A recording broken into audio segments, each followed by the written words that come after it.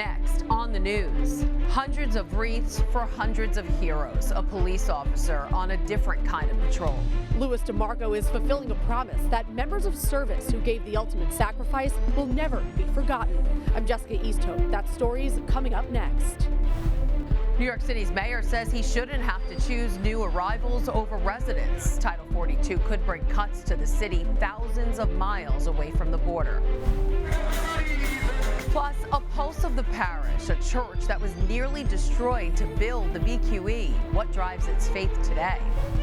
And removed from the priesthood, Frank Pavone, once a religious advisor to the president, dismissed. We'll tell you why.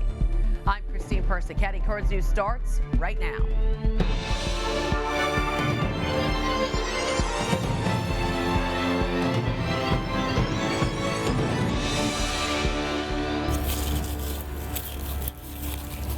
This may be the city's smallest cemetery, but the men buried here made the ultimate sacrifice. One Louis DeMarco promises to never forget.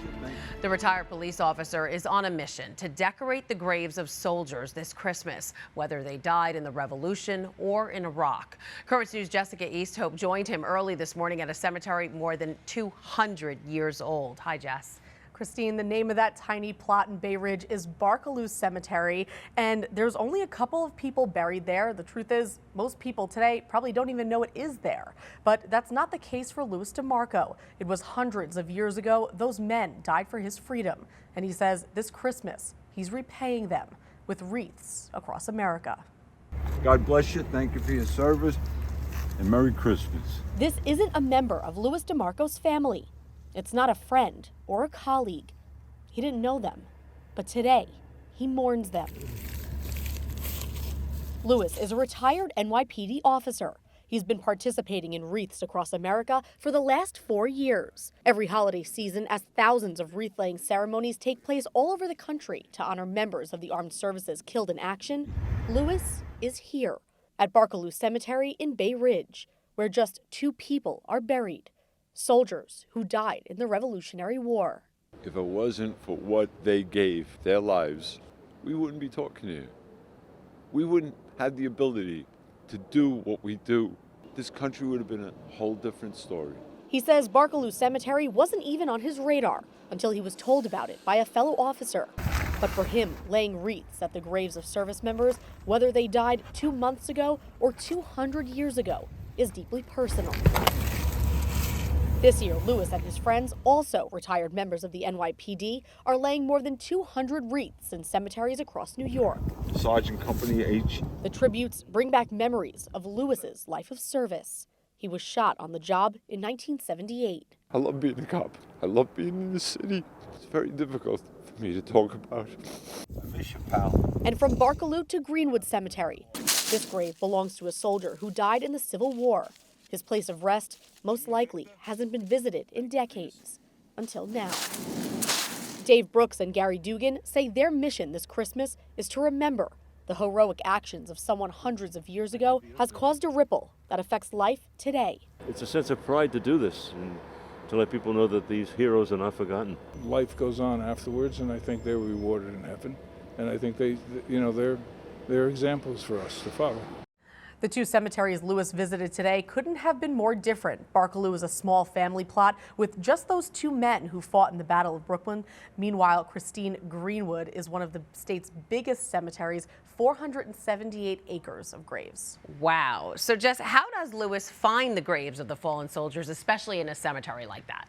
Right. So Louis has a list that he works off of. He takes private donations. That's how he pays for the wreaths. And oftentimes he knows someone who was related to or knew a service member, and they'll ask him to lay a wreath at their loved one's grave for Christmas.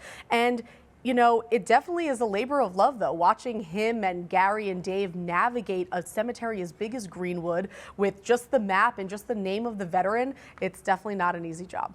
Wow, amazing story. Thanks so much, Jess.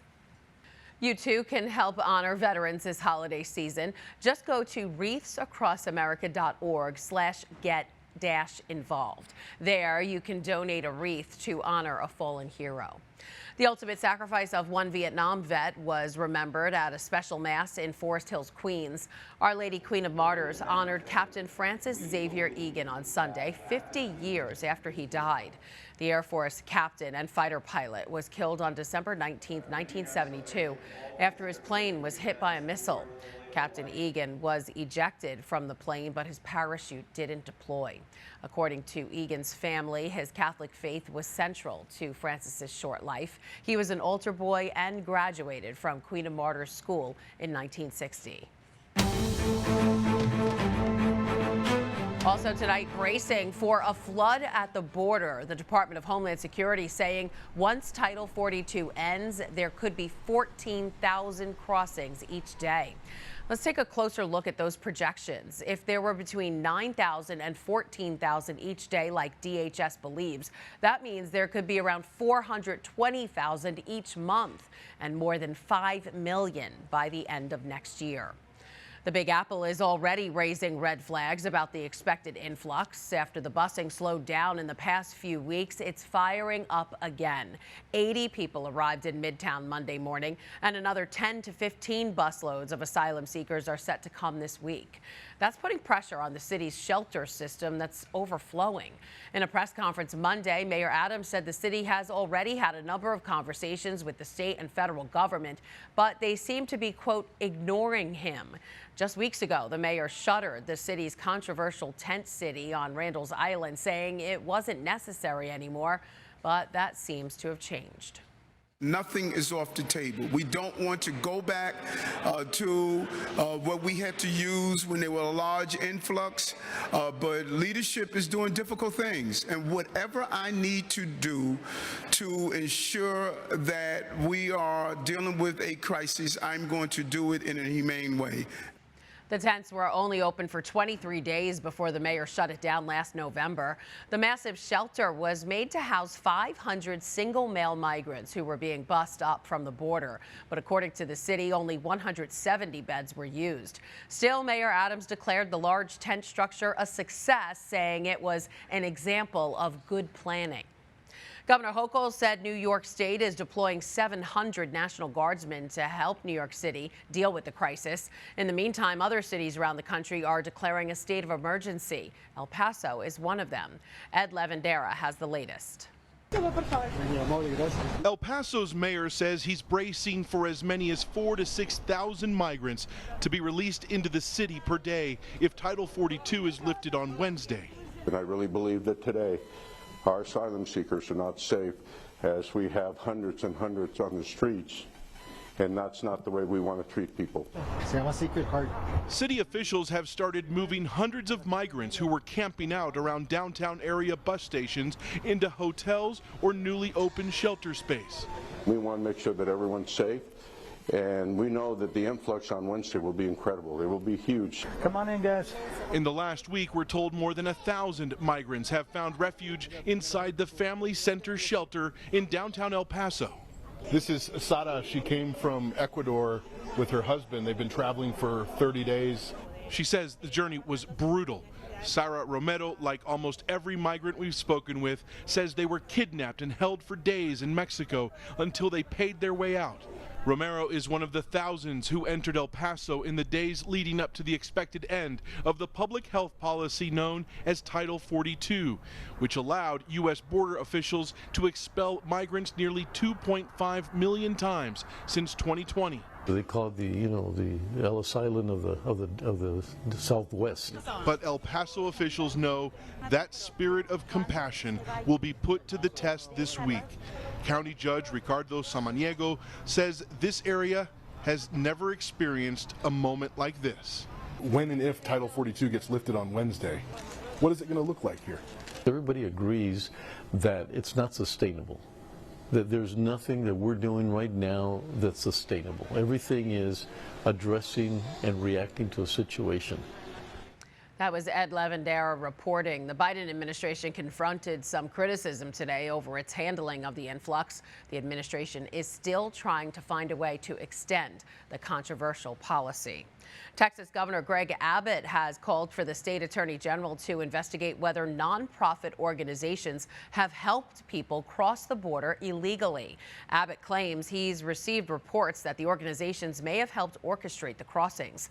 Faith-based nonprofits have been quick to rebuke the claims, including Catholic Charities USA, which said this in a statement: "Our life-saving humanitarian work neither violates federal laws nor endangers communities. The federal government is fully responsible for maintaining the U.S. border and determines who enters the country." There's a lot more news headed your way. He already has a full-time job, but his parish is his passion. The man behind the feast. That's the focus of tonight's Pulse of the Parish.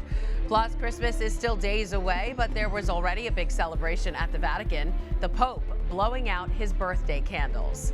And the Holy Father's not retiring, but he did sign his resignation letter. I'll tell you why.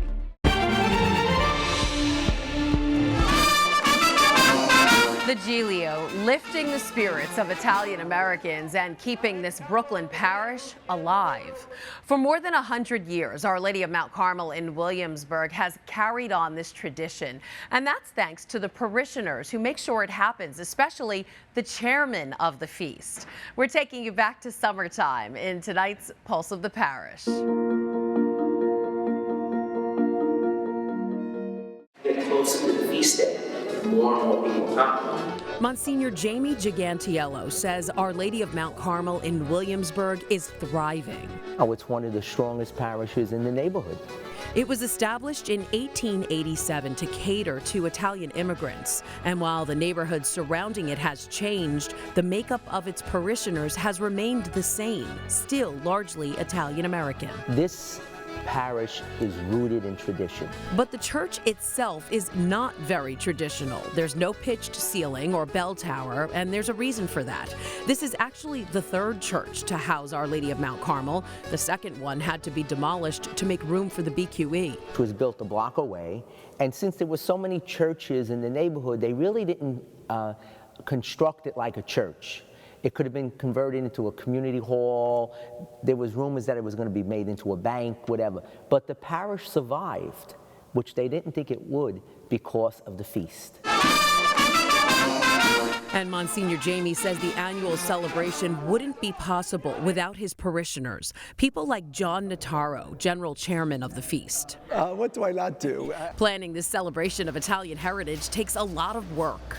It's an addiction for a lot of us, so we're always talking about, what we need to do for next year. This holy addiction began when John was just a kid. He's been involved all his life, and I remember him working in the bazaar, working in the shrine, doing all these things, and he was always involved in the feast. Even though he's now busy with 3 kids of his own and a full-time job as executive director of the Catholic Foundation of Brooklyn and Queens and of Futures in Education, working on the feast is personal for John.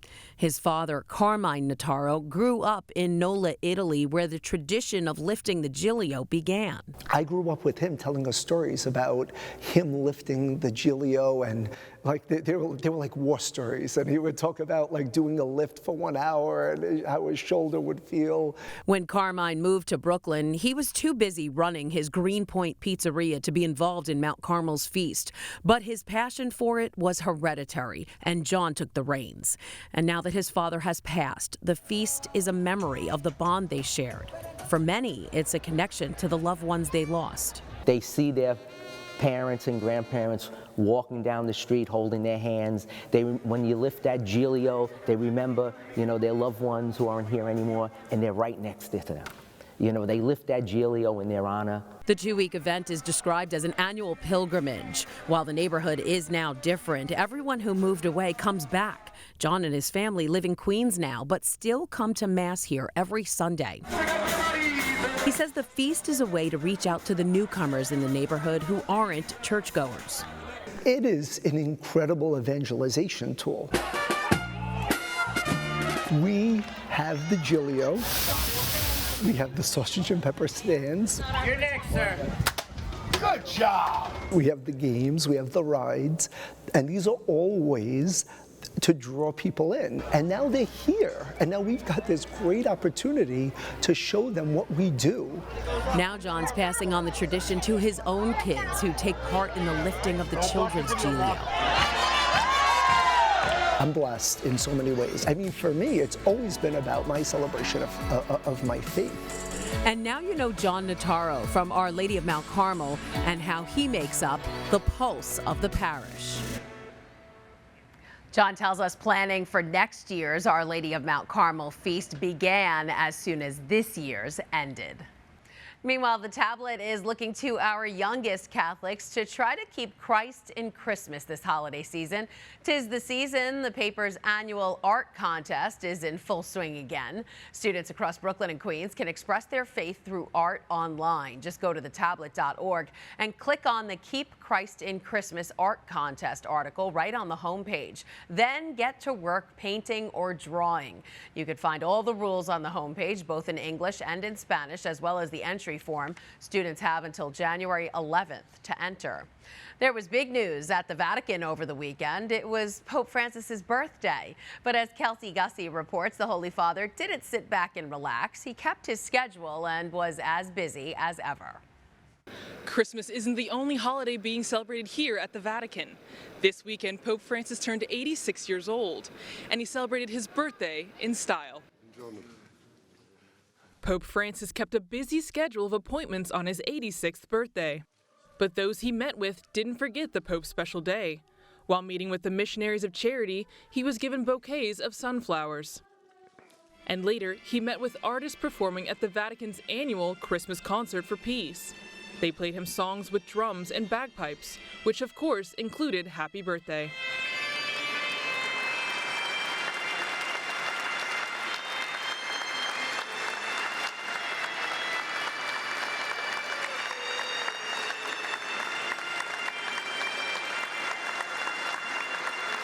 The following day, the Pope invited a group of children receiving aid from the Santa Marta Pediatric Dispensary to the Vatican with their families and volunteers.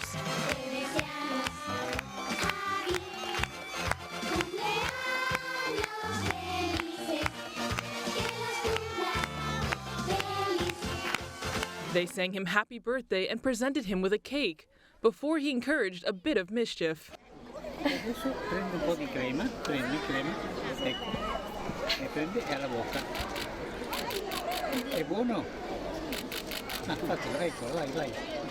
A group then performed circus tricks, and even the Pope participated. And that's how Pope Francis capped off his birthday celebrations. As if Pope Francis didn't have enough to celebrate for his birthday, as a bonus, his home country of Argentina, whose soccer team he's known to be a fan of, won its third World Cup, just one day after the Pope turned 86 years old, becoming soccer world champions. In St. Peter's Square, Kelsey Gussie, Currents News. Hey, that's a good gift for the Pope. While the now 86-year-old Pope has no plans to retire, he did sign a letter of resignation in case it's ever needed. In a recent interview, Pope Francis revealed he signed the document early on in his papacy in case he's ever incapacitated and unable to perform his duties. Francis gave the letter to his Secretary of State at the time. It's not the first time this has been done. Previous popes also signed similar letters.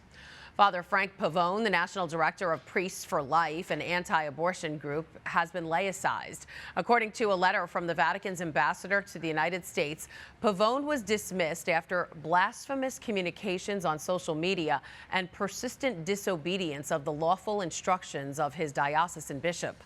Pavone hasn't been without controversy throughout the years. He faced a lot of backlash in 2016 when he placed the body of an aborted baby on an altar and broadcast it on Facebook Live. It was the eve of the presidential election and an effort to get people to vote for Donald Trump. Still to come on Currents News, the donations are still pouring in, but the tablet hasn't yet reached its goal. How you can help make sure every child in the diocese has a bright Christmas. And it's a letter written by a child nearly 100 years ago, but this one's not addressed to Santa. It was meant for baby Jesus. Who wrote it? When we come back. Brooklyn's cathedral replaced birthday candles for tree lights this weekend. Just another special way to celebrate St. James's 200th anniversary. The Bishop of Brooklyn, Robert Brennan, joined in on the Cathedral Basilica's festivities with members of the parish. It's been an exciting year for the First Church on Long Island. Christmas has been celebrated there since 1822. Wow. This Christmas won't be an easy one for families across New York City. The cost of living is simply too high right now. And most Americans everywhere are finding it very hard to celebrate, let alone give. But it's important to remember a little bit can go a long way. Currents News' Jessica Easthope tells us sometimes the smallest hands can have the biggest hearts. The ornaments on this tree are more than decoration. They represent the spirit of giving at Our Lady of the Snows Catholic Academy. Each one costs $1. It's not a lot, but students give because they know what it's like to receive. It's pretty cool unwrapping that wrapping paper. I want to give that feeling to someone else because I want other people to be happy and not sad on Christmas Day.